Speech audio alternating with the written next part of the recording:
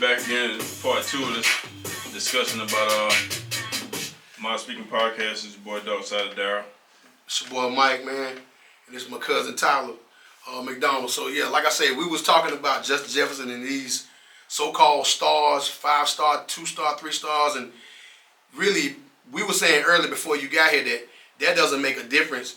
It's what's in your chest and what's in your heart if you got that work ethic or not. But you know, Justin Jefferson was a 2-star at LSU, and Jamar Chase's partner was a 5-star. But we see who the best receiver in football is right now, Justin Jefferson. But my thing is, I was saying that about the Panthers. Are you reaching for Mingo and Leggett and hoping to find one of them two to find? I mean, basically, I'm saying I would take a 6-7 round receiver and you try to find a great receiver out of that way. You done took 2 high draft capital, and if neither one of them pan out, you wasting your draft capital. This is what I'm saying. So the scouting for smaller schools, why the NFL doesn't come down and scout the smaller schools and say, hey, let's go down and give these guys a chance at the South Carolina States or the Howards or whatever the case may be. So in recent years, they've done a lot better, but for them, they would rather swing and miss on a guy who's rated high rather than miss on somebody who's not rated high. Because if you miss on the guy that's rated high, then you can kind of fall back on the everybody else thought he was going to hit too. Whereas if they go reach at the South Carolina State on a draft pick and that guy doesn't pan out, now everybody's going to be looking at it. That's your job at that point. The GM, not a GM losing the job because they're like, why'd you even go do that in the first place?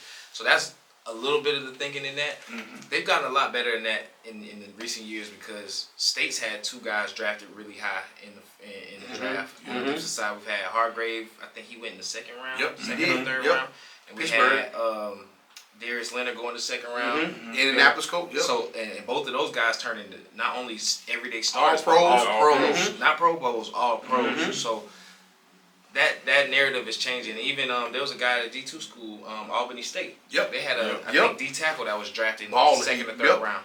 So they've been a lot more vigilant about it. The one thing I will say, and this still holds true, whether they scout FCS highly or not, it's hard to find trenches on that level. Like you're gonna find 1 or 2 studs on each team that stick out. Gotcha. But when you go to those bigger schools, that's really the biggest skill gap is in the trenches, is on the O-line, that D-line, especially that middle, that interior line. You can find some fire DNs on every level, but when you get to those D tackles and those offensive guards and left tackles and right tackles, that's where the biggest skill gap is. Out there on the outside, on the FCS or the FBS level, those starters, they probably can run with anybody. Like as you've seen when we played against people. Our starting receiving core, we could run with anybody starting secondary. Exactly. Our issue was on the interior. You know what I mean? So that's really the biggest thing, and that's not so much of an issue anymore. That's why teams don't mind waiting to the 7th round or undrafted free agent when they go get those guys. Because they like, shoot, if we know he got similar talent, we don't got to pay him that much. Why not wait? So, piggybacking off all this Panther stuff, for people that's fans, that's turning, not going to the game now, what can they hang their hat on, or what can they try to hope to salvage this season? Because this is not week 14, 15, which we would be like, okay, we can see them benching them. This is week 3. This season just started. So what can they possibly do in the organization to save face, to get the fans back and say, hey, this is what we're trying to do? Can they do anything to get us back on that grace, on that good side? So for the people who understand the sport and people who actually like get what's going on to a certain extent, not necessarily the ins and outs of it, but people who actually understand what's going on a little bit, for them to just be competitive going forward, even if they're losing games, if they only losing by a touchdown, because that's really the biggest problem. Not only are they losing, they're losing bad. It looks bad. So if they're losing close games or they're at least being competitive in these games, I think that'll go a long way with some of the people who actually are like true football heads. But the casual fan is really not going to want to hear anything until they start winning some games. They do. I think I saw something today.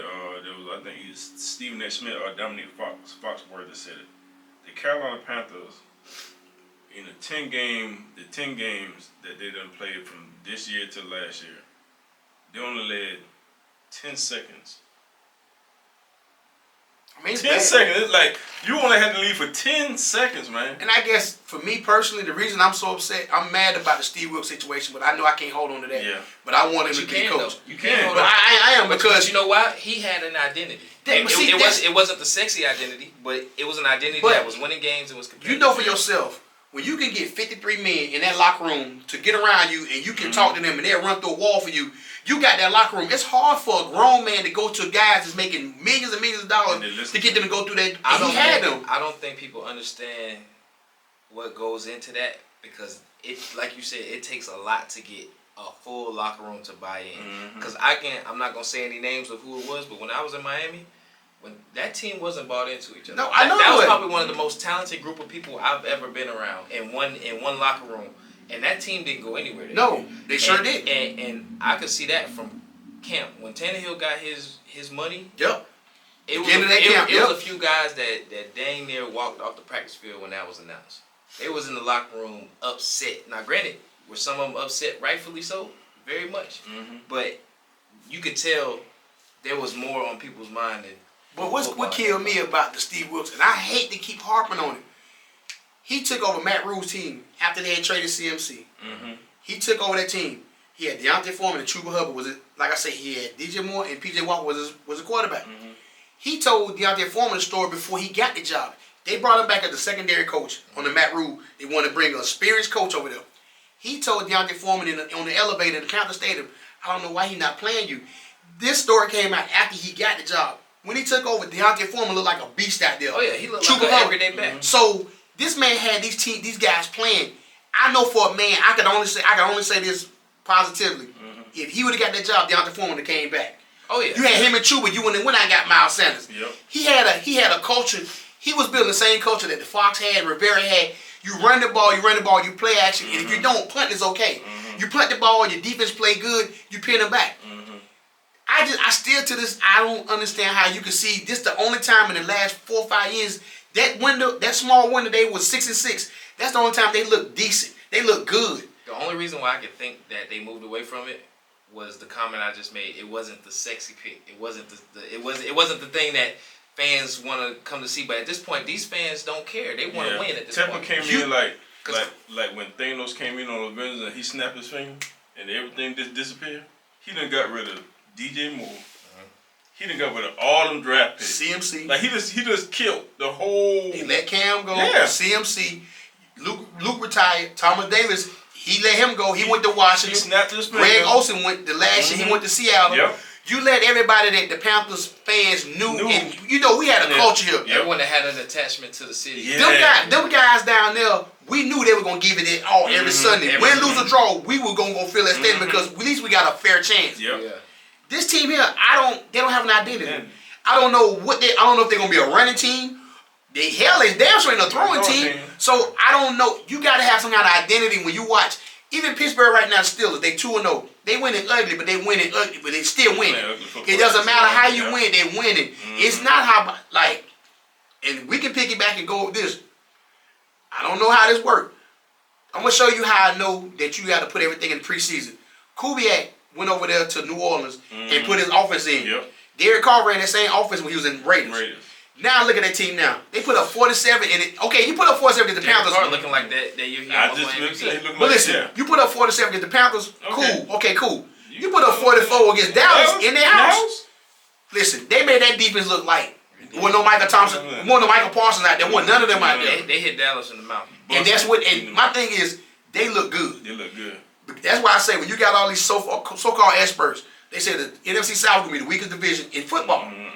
Well, hell, Tampa Bay 2-0. They went up there and beat Detroit. The Saints 2-0. Atlanta won. They beat Philly last night. The only team that look boo-boo is us. But I'm saying this is why you can't go by expert. You can't go by. It's what is inside that locker room. When you build a culture, it's what's in that locker room. The Saints have been running them same plays with Hill and Kamara and all them. It's crazy. And I'm gonna tell you one more thing about the NFC South. People have been saying that they're the worst division in the league just because of what their records have been.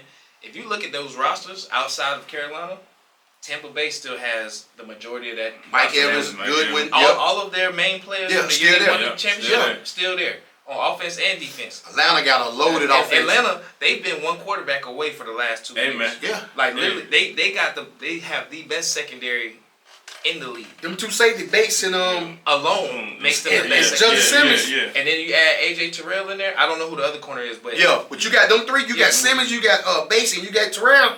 You got something. Yes. So if the D line so much it just holds up a little bit, That's it. you good. And then they got talent on offense end. Now, granted, I do think the pick of Bijan Robinson. Yeah. I feel like that was more of a luxury pick than a so? need. It was more of a luxury pick than a need because if you remember, Tyler Algier had a great year. That's what they got 2 running backs. They got 2 of them. Now, granted, they are finding a way to mesh Put both of them together because Bijan he can't split out. He's kind of like a Christian McCaffrey. You can put him at receiver. He's shit. They're not using the pitch the way they should. That's what They're I not said. using They pitch. ain't using pitch at all. They're using him more for blocking. That's when they'll take the next step when they find a way to unlock